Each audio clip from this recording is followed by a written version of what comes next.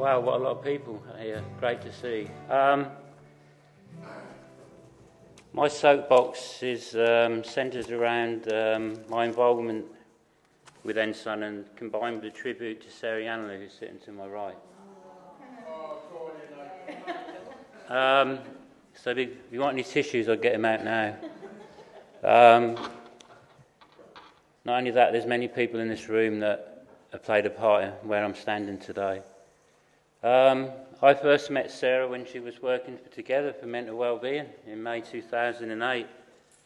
And there's another person sitting in this room as well who was there that day, Angela Newton, who has played a big part in my recovery. And that's where it really started for me. I realised I wasn't alone suffering with emotional well-being. I don't even call it mental health anymore. When she left together in 2009, 10 years ago, right, eh? You don't look old enough, Sarah. I became a member of NSUN with a dream of taking my voice and lived experience of mental health problems, which was starting to be heard at a local level in Suffolk to a national level. In 2012, with the skills gained from my involvement, not only locally but nationally, I was recruited as a volunteer to help set up Health Watch Suffolk in 2013. This resulted in me being involved with NSUN's Mental Health Watch work at the same time, and I felt like I was a pioneer from this piece of work.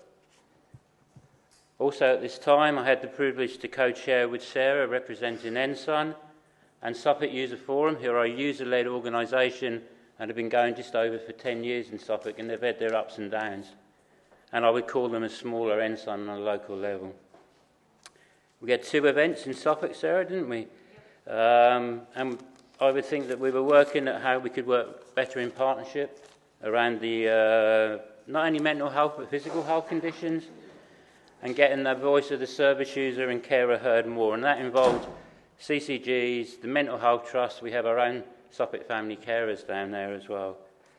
I also volunteered in East Anglia, across representing my patch, and in Norfolk with the likes of Debbie Roberts at the back there.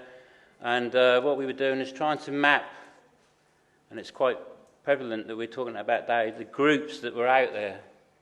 And I'd really like to go back to that bit of work and actually see what groups are actually left. Because we are in dire strait, we are in difficult times.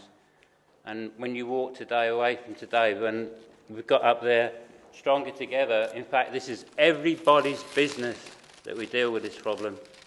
There are people dying who shouldn't be dying.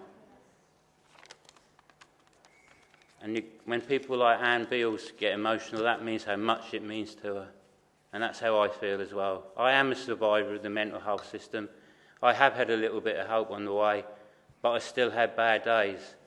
And when I hear these atrocities that go on, it reminds me how far I have come. 30 seconds to go. I'm proud to be a member of NSUN over the last 10 years, and I look forward to its future. But finally, I want to finish with Sarah Yanley. 10 seconds. Yeah. You're not going to put me off. This lady's passion, integrity, honesty and openness to hear that voice of the service user and care at all levels, sometimes at the cost of her own health, should be appreciated, and she'll be a hard act to follow. Thank you.